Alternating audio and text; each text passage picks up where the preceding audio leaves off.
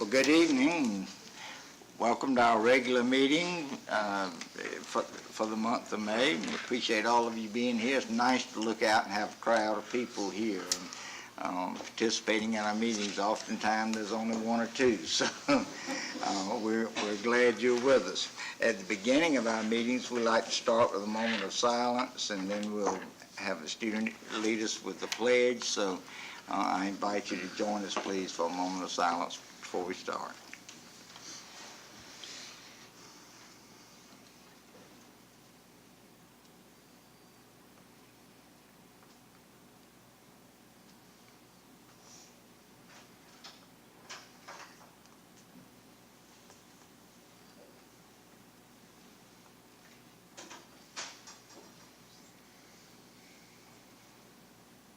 Amen.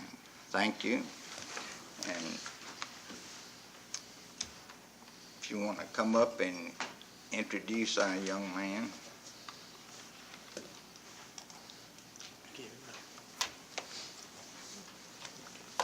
We have Kyler Fleeman, from West Oak Middle School, and he's going to lead us in the pledge.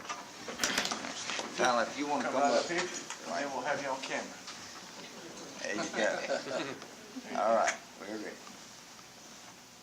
Pledge allegiance to the flag of the United States of America and to the republic for which it stands, one nation, under God, indivisible, with liberty and justice for all. Thank you, Tyler. Appreciate you being with us. Okay, go ahead. Just let Tyler wait right there if you will. I would also like to take this opportunity to recognize Kyler.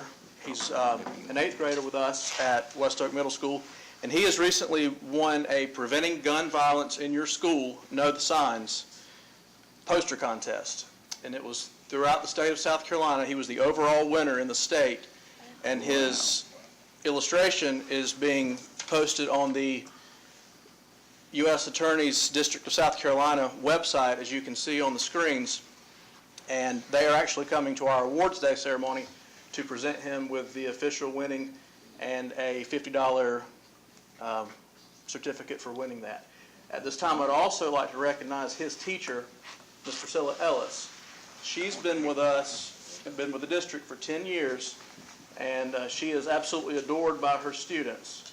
And not only has he won this year for that particular contest, she also had first, second, and third winners in the Oconee Soil and Water Conservation Contest, as well as first, second, and third place winners for the Tornado Poster Competition. So she swept both of those competitions with her students. So she does a phenomenal job, and I want to take the opportunity to recognize both of them tonight.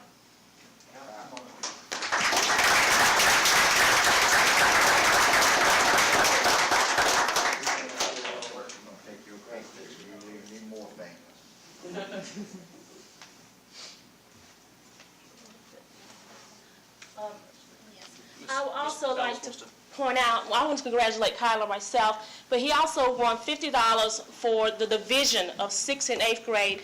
Then he won another $50 for the overall. So he's looking at $100, and I want to congratulate him. You did a wonderful job. In the program at West Oak Middle School, we try to look for things that's happening in the community to let them know that they have a visual voice and that their artwork makes a difference. Thank you.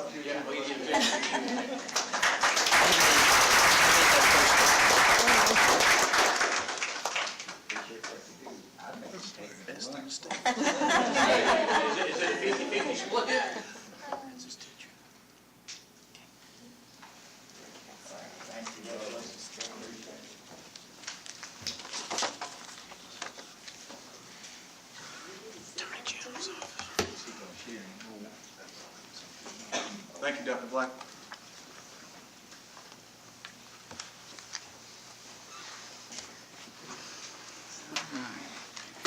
Next, we have celebrating successes and Dr. Thornton.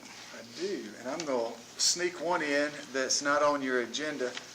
Earlier today at about 11 o'clock, we were at Westminster Elementary School, and we had a young lady there who's a student, Mary Margaret Smith, and she won, you can see that picture there, she won another statewide competition with a blog entry on the importance of saving money and financial literacy. It's a program that Dr. Somerville, the guidance counselor at Westminster Elementary, has been working on with, I think, 4th and 5th grade students. And Mary Margaret wrote a blog post that was a statewide winner, and you can see she got $529 applied to her 529 College Savings Fund. And that's our state treasurer, Curtis Loftus, who was there at Westminster this morning to present that award to her. So I wanted to just make you aware of that as well. And then to the agenda items. Amanda Donald, if you'll, I'm going to get you to come down one more time. Amanda, if you'll come up. Recently, Amanda was named as the Regional Career Specialist of the Year, which is in the Anderson-Oconee-Pickens area. And as a result of that, her name, much like the other Teacher of the Year competitions, her name was submitted to the state. And she was just last week named by the State Department of Education, the State Career Specialist of the Year. So we're excited.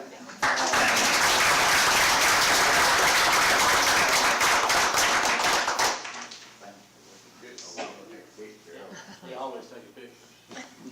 Twitterverse. Pictures are good. And she has been in that role for much of time previously, but now serves as kind of the district lead at the Career Center, and is just doing a fantastic job. So a lot of the work with now, while we can say Mr. Lusk is doing that, Amanda's doing the real work behind the scenes.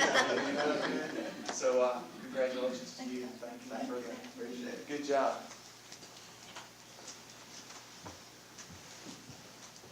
Very glad you made it. And now I would like to let Mr. Edgerton come forward. I think he has some Teacher Forum scholarships to award tonight, if I'm not mistaken.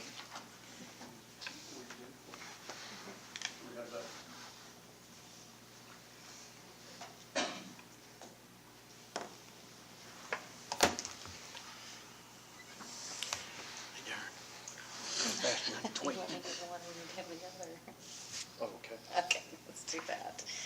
Okay. Oh, this is going to be fun for me. I had this sweet thing in my 6th grade class, and I just could not have been more excited to see her name as one of the recipients for the Teacher Forum Scholarship. She is so deserving, and I know that she's going to be a great teacher one day. So, Miss Sally Cannon, will you please come and get this from me? Congratulations.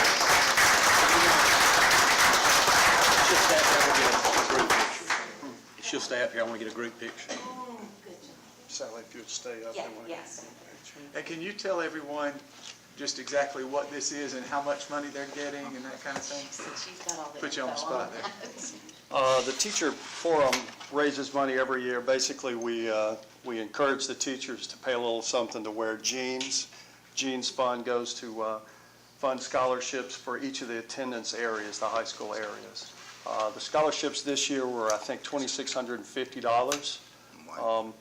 There used to be 4 attendance zones, and so now that we have 3, we kind of up that with the difference in what we had been giving. So this year, we only have 2 actual recipients. This one is for Aliyah Hancock from Walhalla High School. Very happy to recognize her.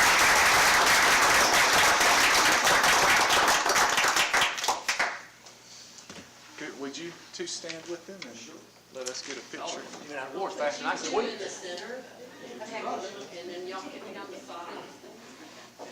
Go ahead. Looks like a good picture to me.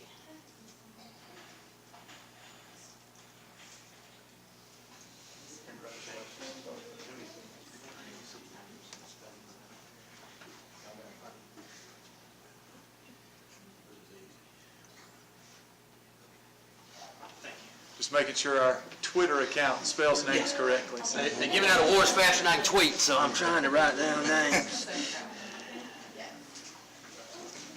I had it right, so I was just making sure. And we look forward every year to the James M. Brown Scholarship for the Arts, and we have Miss Brown here tonight to share. It's all right for us to stand here, isn't it? It would Can be they better, hear you? there's a microphone, we can hear you fine, but when we post this on the internet later, they won't be able to hear you if you're not close to that microphone, so. I want to thank you, Dr. Thorsland, Mr. Nabonet, and school board members for allowing me to do this for our 22nd year. That's great. Wow. So we're excited. And I want to thank you again for sending to us these tremendous students.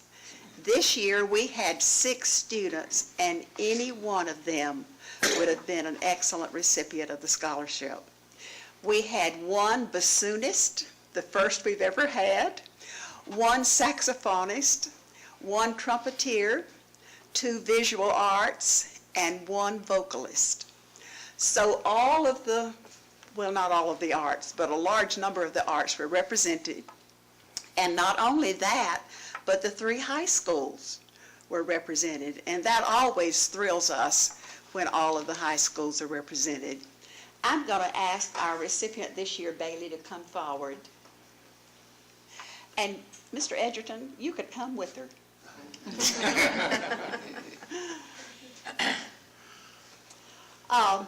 I wish we could have brought all of Bailey's work here and let you see what she brought for the audition. She is an artist that has a broad spectrum of what she does, and she was so gracious to interpret it all for us, and we were just thrilled. And tonight, I just wanted to read a little bit that her teacher, Dr. Edgerton, he does deserve that title, doesn't he? Wrote about her. Bailey's work is always carefully crafted, technically accurate, and thoughtfully designed. Her patience and persistence in achieving high-quality results is one of her greatest strengths. Bailey is an intelligent, sensitive, and talented young lady. And listen carefully to this. She is also one of the most industrious and self-disciplined students we have ever had in our program. And after it was all over, we got to thinking about it and didn't even realize that this was Mr. Edgerton's retirement year, but we thought it was so appropriate for Bailey to be the person that should be selected on this year. So I present to you Bailey Gillum.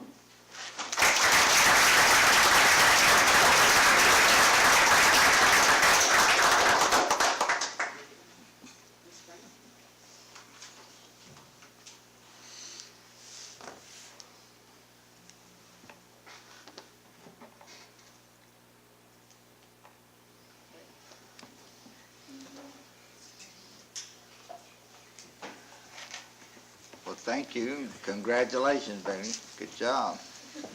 And to our future teachers, y'all be sure you talk to Ms. Williams, and she'll probably go ahead and give you a contract, early signing. We'll approve that sometimes. So, we look forward to that. But thank all of you for being with us tonight. And you're certainly welcome to stay the rest of the meeting, but if you have other things you need to sneak out, that's okay too. But you're welcome to stay on for the remainder of the meeting too. But thank you. Next we have, is that all? Yes, just happy of all the positive news tonight, though. Thank you all for coming.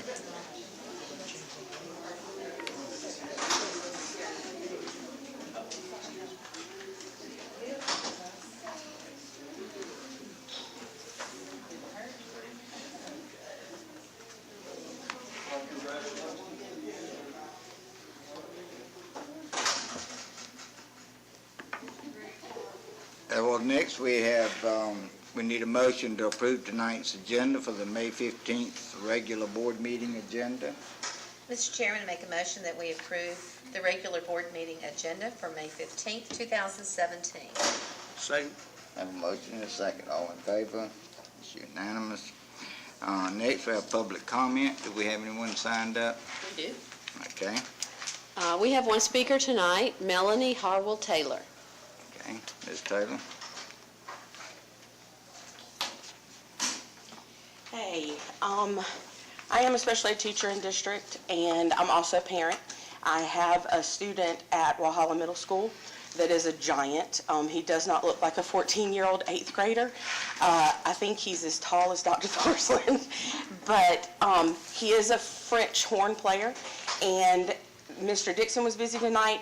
My son is at marching band practice out in the field sweating right now, and he was supposed to be here. But because of Gina Turpin, he was accepted to the South Carolina Governor's School for the Arts for a summer program. And she took a little 6th grade student, and that's what he wants to do for his life now. And he wants to be a band director. And Gina Turpin is saying, I've got 25 years, how fast can we get you out of school and get in here? But he has done wonderful. Mr. Dixon has been more than supportive in allowing Jaden to do some creativity with his PE and his health credit so that he could have invaluable 2 semesters worth of being a band assistant to Miss Turpin. And I mean, it's better than teacher cadet to be under her and he's already transposing music. And in fact, as many kids as I saw thank him at last Thursday night's performance, he has kept about 10 students in band, 6th grade through 8th grade, that were going to drop out.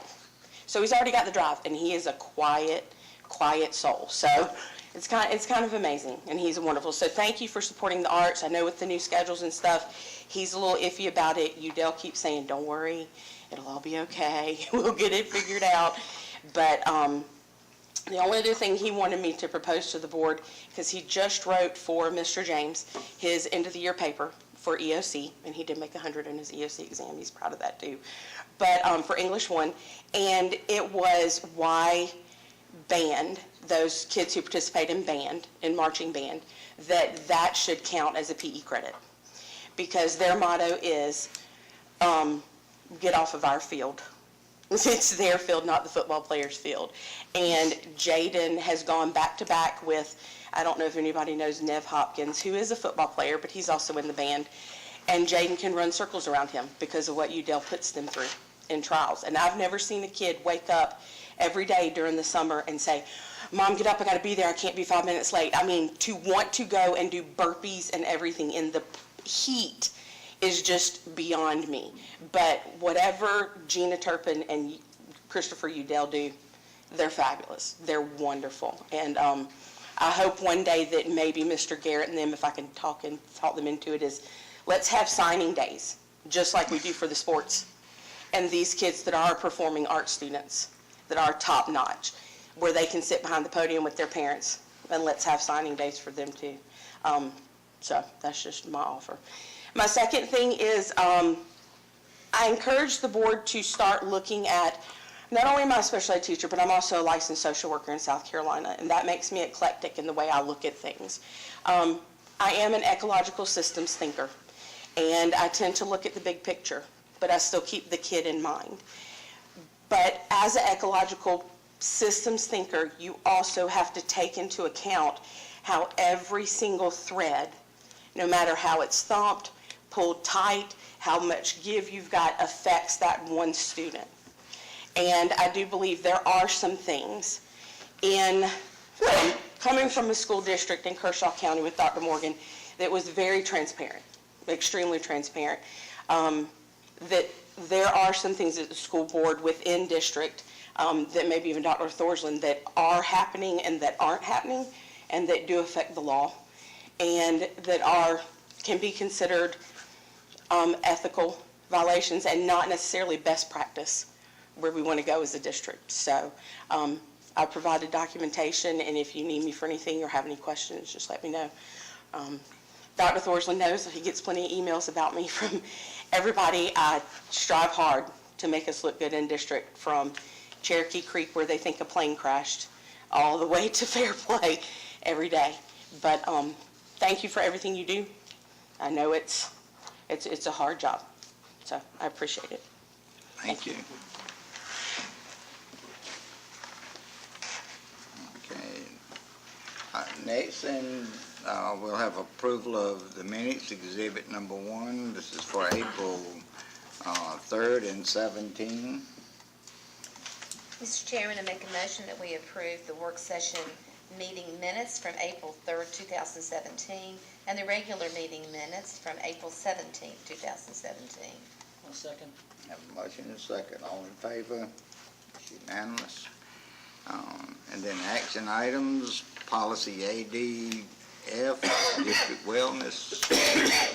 Yes, as I told you last week, I have put this out to the principals. I did get some feedback this week, but I'm still going to ask that you all pass this on first reading, give first reading approval to it.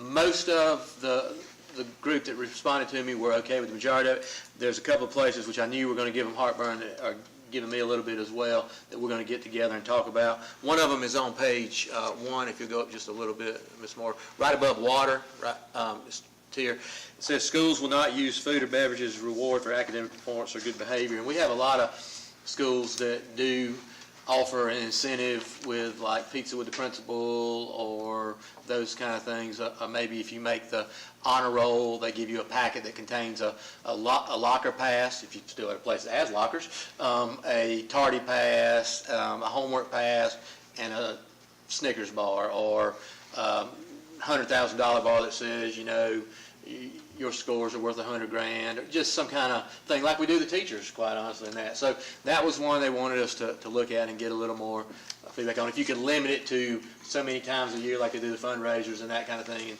still try to have some incentives for the students with some things that they will work for.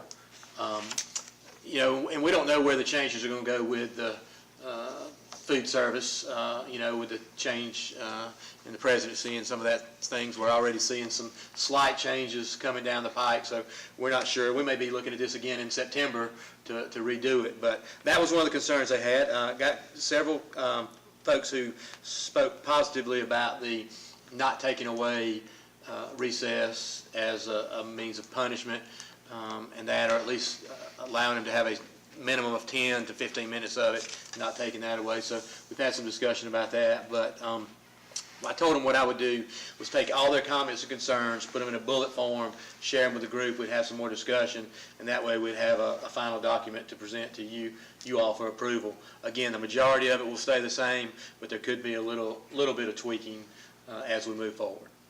And I didn't know if you guys have seen anything you want me to ask them specifically about, because I'm trying to get feedback from the principals, because they're living it every day. I met with food services when we helped put this out, and this follows the model policy put out by the School Boards Association, but we have to fit it to our needs.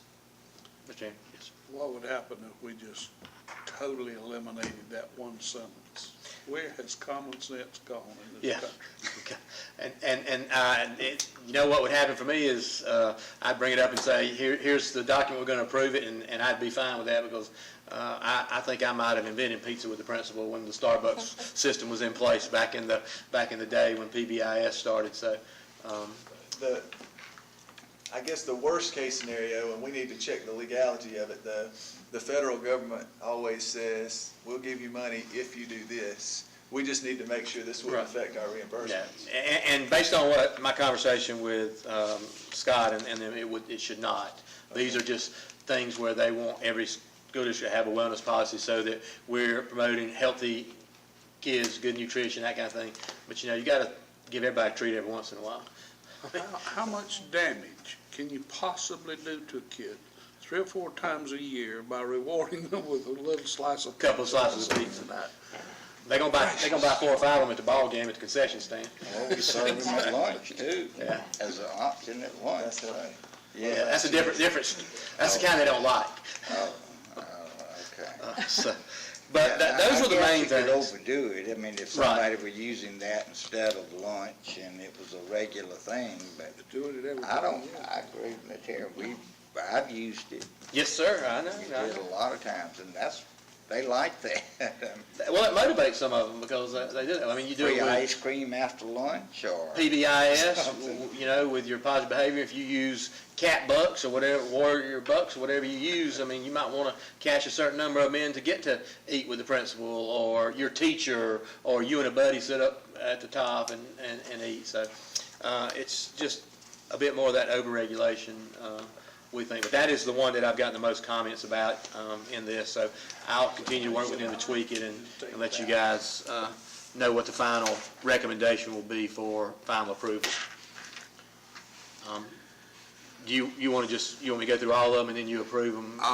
Or you want to do them individually, or? Well, are the first two, can we lump those together? We can, very easily, because, Let's do those two, and then we'll vote on first reading for those two, and then okay, do the others. because policy EF-R, food service administrative rule, is really more about us being clear in our procedures for what happens if a kid charges too much, what's the amount you can charge. They get option number one instead of what is called an alternative lunch, so it's not like we're going back there and getting a cheese sandwich and bringing it out so everybody sees that, little James Hamby's eating the cheese sandwich while everybody else is getting the other choices. You give them option one, which is, what a lot of the kids choose anyway, and it just streamlines some of the procedures that we already have in place. It's just documenting them in policy. We do try to keep it at a $25 limit. We do try to make sure. But what happens, I know we still serve them We do. lunch. We do, and then we work through the principal. That just would not pay. Right. And we do that, but we're not going to punish the kids. But we work through the principal. Sometimes things happen at the end of the year that might get taken away from them. Sometimes, you lose part of your field day or those kind of things, just like when you owe a library fine and that. But the bottom line is we're not going to let a kid go hungry, and if we have to write that off and we lose it, then that's just the way it's worked. Some of them get caught in that between, they get 30 days when they first come back from school based on last year's application, and maybe if somebody doesn't fill out a new application, they go a few weeks before somebody catches it and we say, you've got to redo your application to get approved again, or it may come in what's the word, Michael, when it's the automatic, when the field comes down from the federal government, they're automatically on the list. Direct serve. Yeah, it may come from the direct serve list. And then there may be 3 weeks that they charge lunches, and then they get approved again for free, and we know that we're typically not going to get that back, and we don't keep it on there. But we use the call system to remind parents, and we send home letters to remind them, and we try to track it down. The principals have a right to fill out a free lunch application if they know of a extenuating circumstance or something. They do. So that's really what this one is. So they're lumped together. Okay. Any questions? Okay, if we get a motion then to approve on first reading, this is policy ADF and policy EF-R. Mr. Chairman, I move policy ADF, district wellness, and policy EF-R, food service administrative rule be approved on first reading. Second. Motion second. Anybody, any questions? Hearing none, all in favor? It's unanimous. And then example 4, the revision of school board meeting dates. Right. Very simple on that one. Yes, it is. The Wednesday, the 26th, I did a poor job of sending that to you the first time, quite honestly. Wednesday, the 26th, we should not have that meeting that day because we have our nuts and bolts meeting with all our administrative, not just principals, but they bring their assistant principals. We have the room packed and we go over the things for the year, and so we should have the information from you guys before that. So we'll make a note, but we are asking that we move that back to the June 12th meeting, and we just start early in the afternoon, have that before our regular meeting, like from 2 to 6, I think is what we put on there to have, and we would have it up here in the teacher training center, or in here, whoever wanted to come could come. And then we'll do our retreat stuff, and then we'll have our regular meeting to follow, since we only have the one meeting in June. Okay. So we get a motion to approve the revised meeting dates for board meetings. Mr. Chairman, I make a recommendation that we approve the 2017 school board meeting date revision. Second. Motion second. All in favor? It's unanimous. And then the second reading of our budget. You know anything more from last week? We do not. They, We know they went home after a very short meeting. Yeah, and we know that they're supposed to start meeting again tomorrow. And so the goal is by Thursday for them to have worked out the differences, is what our sources down there tell us. So that's sort of what we're hoping for. as we go through. We also, I sent an email asking, we don't know which date yet we're going to go back to county council to talk with them. Either she was going to get with Ms. Kamick, and so we should find that out soon as well. But when we come back in June, we hopefully will have one that the state has finalized, and Ms. Moore will have transferred all that information in and replaced the information here, and it will be as accurate as we can be with the unknowns out there, such as what county council is going to do, what the value of a meal is, and those kind of things. Same battles we always fought. Not a whole lot has changed since last time. And the value of the meal is going to include the reassessment? Well, it should, but again, you know, for them to leave us at 110.1, they would have to make sure that they declared that as a tax increase so we could reap the benefits of that. And that is our request, and so hopefully they'll be amicable to that.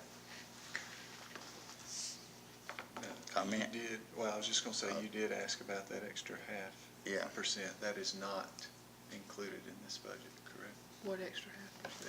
He mentioned to me about We'll put, 1.5% cost of living. This No, we is did still this is a reflecting 1. 1.0. This is a 1, yes. so it would be an extra 400. So, yeah, you bet $405,000 I basically.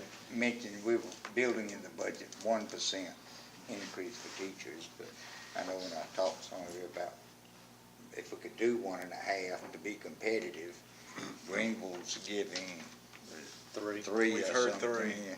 you know, and it's hard to compete, but we want to stay at the top, and we were going to look at some of the scales and see where we rank to be sure. Maybe y'all send us that. We can't do that. We did. We talked a And little bit about that today. if the value of the meal goes up enough and we can meet this and have any funds, that I'd like to recommend. Well, we could do that on final reading once we Yeah. get some firm numbers from the State Department. Yeah, we can do that. Because we also know that we're, you know, employees are going to be paying 0.34% more into retirement. So if you get a 1%, it's really going to be a 6%. Yeah. Yes, and the difficult thing is, we at least have a band of what we're gonna get from the state.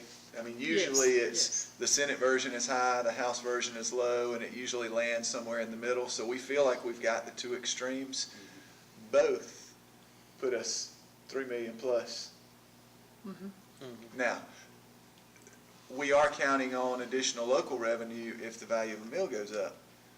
We won't know that until the budget's passed and all this is in the rearview mirror.